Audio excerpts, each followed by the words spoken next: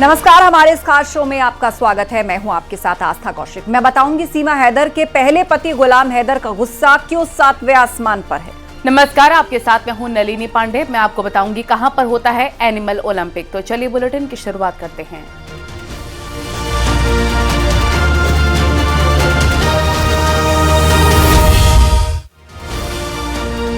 सीमा हैदर का पति गुलाम बेहद गुस्से में है। वो पाकिस्तान की सरकार पर ही सवाल खड़े कर रहा है। गुलाम का कहना है कि वो अपने बच्चों को वापस पाकिस्तान लाना चाहता है, लेकिन पाकिस्तान की सरकार उसकी मदद नहीं कर रही। मैं इनकी मोहब्बत में आई थी, ऐसा कुछ नहीं था। अगर मैं फ्रॉड होती या गलत होती तो मैं अपने मासूम बच्चे ना ले आती। माँ की नज़र से सिर्फ जासूस नज़र से ना देखें, माँ की नज़र से भी देखें। सीमा का पहला पति गुलाम हैदर गुस्से में है। वो पाकिस्तान में अपने देश की सरकार पर सवाल उठा रहा है। गुलाम हैदर ने कहा पाकिस्तान में नई सरकार बन गई है, वो उसके बच्चों को वापस लाने में मदद क्यों नहीं करती। पाक मीडिया के मुताबिक गुलाम हैदर ने तो ये तय कह दिया कि शहबाज शरीफ की आखिर किस बात की सरकार है। गुलाम ने अपने YouTube चैनल के जरिए कहा कि भारत की सरकार से बात करते हुए गवर्नमेंट कोई रास्ता निकाले। गुलाम ने अपील की कि पीएम शहबाज शरीफ, राष्ट्रपति आसिफ अली जरदारी, बिलावल भुट्टो और दूसरे नेताओं को इस मसले पर ध्यान देना चाहिए। गुलाम का कहना है कि वो अपने बच्चों को वापस पाकिस्तान लाना चाहता है। उसके बच्चों को सीमा ने जबरदस्ती अपने पास रखा हुआ है। तो वहीं दूसरी ओर सीमा का कहना है कि उसके बच्चे भारत में बेहद खुश हैं और उसी के साथ रहना चाहते हैं। सीमा ने साफ साफ कह दिया है कि वो अपने बच्चों के बिना नहीं रह सकती और उन्हें किसी भी कीमत पर पाकिस्तान नहीं जाने देगी। गुलाम हैदर ने आरोप लगाए हैं कि सीमा ने गलत तरीके से मकान बेचा और गैर कानूनी ढंग से भारत गई है, लिहाजा उसे पाकिस्तान वापस आना चाहिए। गुलाम का आरोप है कि सीमा उसके बच्चों का ठीक से ध्यान नहीं रखती और उन पर दबाव डालकर उन्हें भारत में रख रही है। हाल ही में सीमा और सचिन की शादी का 1 साल पूरा हुआ तो दोनों ने फिर से शादी की, एक दूसरे को वरमाला पहनाई। इससे गुलाम का गुस्सा 7वें आसमान पर है। वो कह रहा है कि आखिर सचिन के साथ सीमा हैदर शादी कैसे कर सकती है। वो शादी को गैर कानूनी बता रहा है। गुलाम का कहना है कि वो बार बार पाकिस्तान की सरकार से अपील कर रहा है कि उसकी जाए ताकि वो अपने बच्चों को वापस लाने के लिए कानूनी लड़ाई लड़ सके। Bureau report, news 18। अगर आप पत्ता गोभी खाते हैं तो जरा सावधान रहें। अगर आप आधा पका मांस खाते हैं तो सावधान रहें। एक शख्स माइग्रेन से परेशान था, दवाएं काम नहीं कर रही थी, लेकिन फिर जो खुलासा हुआ वो हैरान कर देने वाला था। देखिए रिपोर्ट।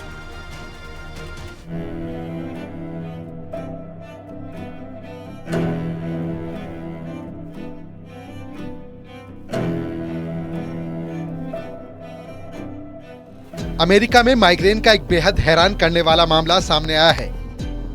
अमेरिका में एक शख्स बार बार माइग्रेन की शिकायत कर रहा था। उसके सिर में भयानक दर्द होता था। उसने कई दिनों तक माइग्रेन की दवाइयां खाई, लेकिन कोई फायदा नहीं हुआ। डॉक्टर हैरान थे कि आखिर माइग्रेन की दवाएं काम क्यों नहीं कर रही। लेकिन फिर उसके बाद उस शख्स का सीटी स्कैन करवाया गया। सीटी स्कैन में हैरान करने वाला खुलासा हुआ। इसके बाद जांच में पता चला कि उसके ब्रेन में कृमि यानी टेप वर्म का लार्वा है, जो 4 महीने से उसके दिमाग में जीवित था। टेप वर्म दिमाग में अंडे दे रहा था। ब्रेन में जाने वाले कीड़े से उसे माइग्रेन हो रहा था। ब्रेन में टेप वर्म को देखकर डॉक्टर हैरान रह गए।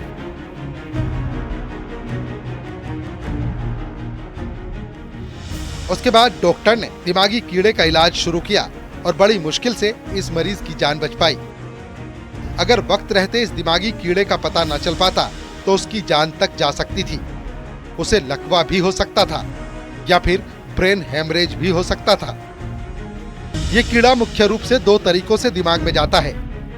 सब्जियों में ये कीड़ा पत्ता गोभी में भी पाया जाता है। अगर पत्ता गोभी को ठीक से साफ न किया जाए या फिर ठीक से पकाया न जाए तो ये कीड़ा पेट में जा सकता है और फिर वो दिमाग तक पहुंच जाता है। लिहाजा पत्ता गोभी को अच्छी तरह पकाकर खाना सुरक्षित माना जाता है।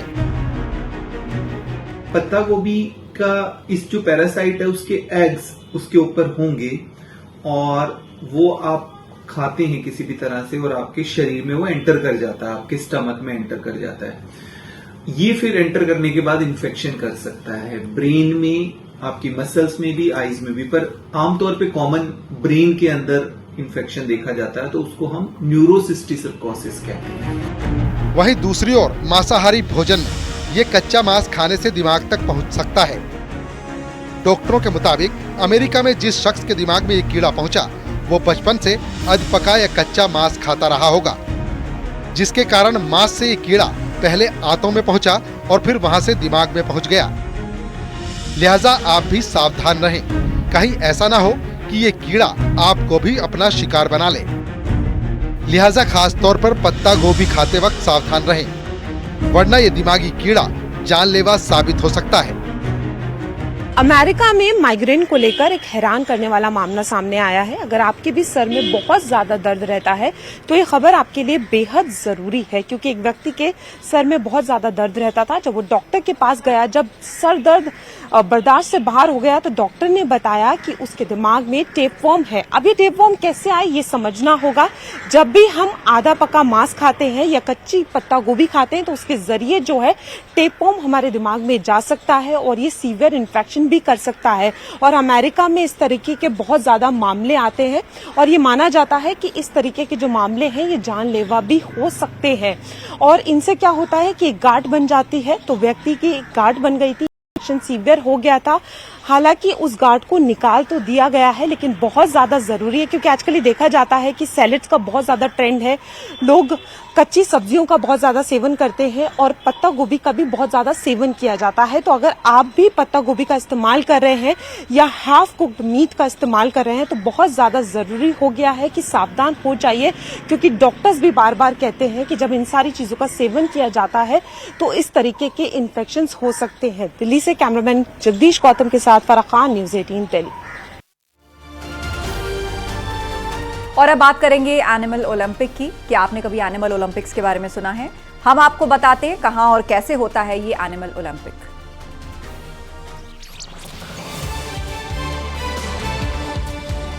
आपने ओलंपिक्स, पैरालंपिक्स, वर्ल्ड कप जैसी प्रतियोगिताओं के बारे में तो सुना ही होगा और देखा भी होगा, लेकिन शायद आपने कभी एनिमल ओलंपिक्स के बारे में न सुना हो और न ही आपने इस तरह की कोई प्रतियोगिता देखी ही होगी।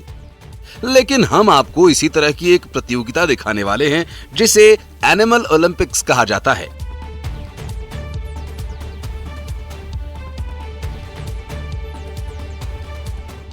मैदान में तेज रफ्तार दौड़ती ये बैलगाड़ियां देखिए, दौड़ते हुए घोड़ों को भी देखिए, मैदान में मौजूद लोगों का उत्साह, जुनून देखिए। ऐसा लग रहा है जैसे किसी फिल्म की शूटिंग चल रही हो, लेकिन ये एनिमल ओलंपिक्स है जिसका आयोजन ग्वालियर जिले के कुथैल गांव में किया गया। इस गांव को जगन्नाथ की नगरी के नाम से भी जाना जाता है। जैसा कि आप देख रहे हैं, जनता का हुजूम यहाँ, ग्रामीण लोगों का हुजूम यहाँ है और एक तरह से ये जो खेल का आयोजन आज हुआ है ये आप भी देख रहे हैं कि धीरे धीरे विलुप्त होता जा रहा है। तो हमारी ऐसी प्रयास है, हमारा ऐसा आशा है, प्रयास है कि ये खेल दोबारा से लोगों को देखने को मिले, लोग जागृत हों, गांव में भी, शहरों में भी, चाहे बैलगाड़ी दौड़ हो, चाहे नाल प्रतियोगिता हो, चाहे वो कुश्ती का आयोजन हो, ये सारी चीज़ें दोबारा से जागृत हो, इसके लिए हमने छोटा सा प्रयास किया है। इसमें बैलगाड़ी दौड़, घुड़दौड़, भैंसा दौड़ समेत अलग अलग प्रतियोगिताओं का आयोजन किया जाता है। जीतने वाले पशुओं के मालिकों को हजारों का इनाम भी मिलता है। मध्य प्रदेश विधानसभा अध्यक्ष नरेंद्र सिंह तोमर भी एनिमल ओलंपिक देखने पहुंचे। जो हमारे भारतीय खेल हैं, ग्रामीण क्षेत्र के पारंपरिक खेल हैं, इनको और ज़्यादा प्रोत्साहित करने की आवश्यकता है। बहुत सारे खेल ऐसे हैं जिनके आयोजन में बहुत पैसा लगता है, लेकिन आप बैलगाड़ी प्रतिस्पर्धा कराओ तो बैलगाड़ी में जो रेस में भाग लेगा वो फ्री में ले आएगा। इस आयोजन में मध्य प्रदेश के साथ ही पंजाब, गुजरात के बैल, घोड़े सभी दौड़ में शामिल होते हैं बताया जाता है कि कुछ साल पहले गांव के युवाओं ने पशुओं के प्रति प्रेम बढ़ाने और परंपरागत खेलों को जिंदा रखने के लिए बैलगाड़ी दौड़ प्रतियोगिता की शुरुआत की थी। उसके बाद से हर साल एनिमल ओलंपिक्स का आयोजन किया जा रहा है। हम लोगों का ये है कि ये ग्रामीण जितने खेल हैं वो विलुप्त होते जा रहे हैं और वो अच्छी बात नहीं है। हम चाह रहे हैं कि ज़्यादा से ज़्यादा ग्रामीण खेल को प्रोत्साहन मिले। ये सारे किसान लोग ग्रामीण लोग दिल से यहाँ आए हैं, किसी को इनको बुलाया नहीं है, ये केवल सूचना भर दिए गए कि यहाँ ऐसे ऐसे दौड़ होनी है और सब लोग अपने दिल से भगे चले आते हैं। कहा जा रहा है कि एनिमल ओलंपिक्स से लोगों में पशुओं के प्रति प्रेम बढ़ेगा, साथ ही परंपरागत खेलों के बारे में आने वाली पीढ़ी को जानकारी भी मिलेगी। यही वजह है कि ग्वालियर में आयोजित एनिमल ओलंपिक्स प्रदेश में मिसाल बना हुआ है। ग्वालियर से सुशील कौशिक, न्यूज़ 18। और श्रीनगर में फॉर्मूला 4 रेस देखकर लोगों का जोश काफी ज्यादा हाई है और सोशल मीडिया में लोग कह रहे हैं मेरा कश्मीर बदल रहा है। देखिए रिपोर्ट।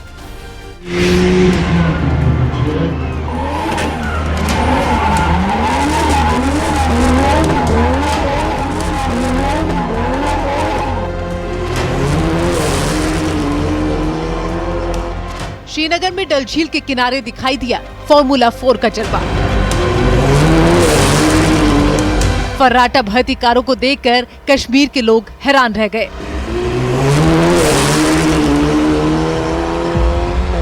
बड़ी संख्या में फॉर्मूला 4 कार शो देखने के लिए दर्शक पहुंचे थे।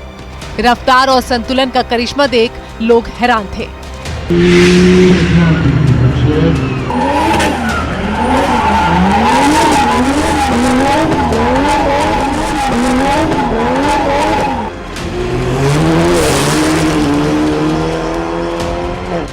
श्रीनगर में डल झील के किनारे ये ऐतिहासिक शो हुआ। जम्मू कश्मीर के इतिहास में पहली बार सड़कों पर फॉर्मूला 4 कार दौड़ती हुई दिखाई दी। कारों की रफ्तार देख सब रोमांचित हो उठे। 1.7 किलोमीटर लंबे ट्रैक पर ये शो हुआ।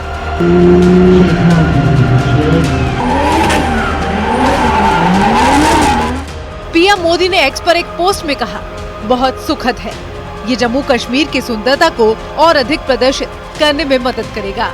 भारत मोटर स्पोर्ट्स को आगे बढ़ने के बेहतरीन अवसर प्रदान करता है और श्रीनगर उन स्थानों में शीर्ष पर है जहां ऐसा हो सकता है।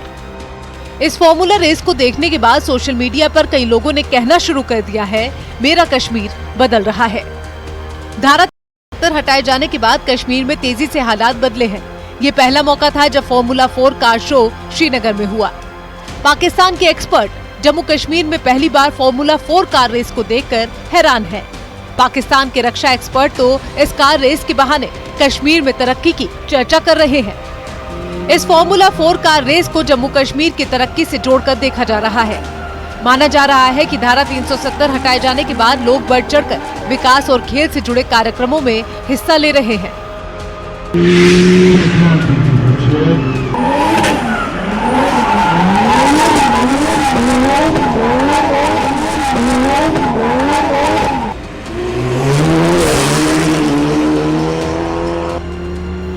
पहले कोई सोच भी नहीं सकता था कि जम्मू कश्मीर में फॉर्मूला 4 जैसा कोई शो भी हो सकता है, लेकिन अब ये मुमकिन लग रहा है और इसका बड़ा श्रेय मोदी सरकार के फैसलों को दिया जा रहा है।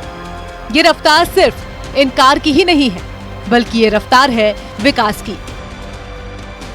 जम्मू कश्मीर में तेजी से बेहतर होते हालात की आज जम्मू कश्मीर के लोग बेहद खुश नजर आ रहे हैं और फॉर्मूला 4 शो में बड़ी संख्या में पहुंचे दर्शक इसका प्रमाण है। Bureau report, news 18।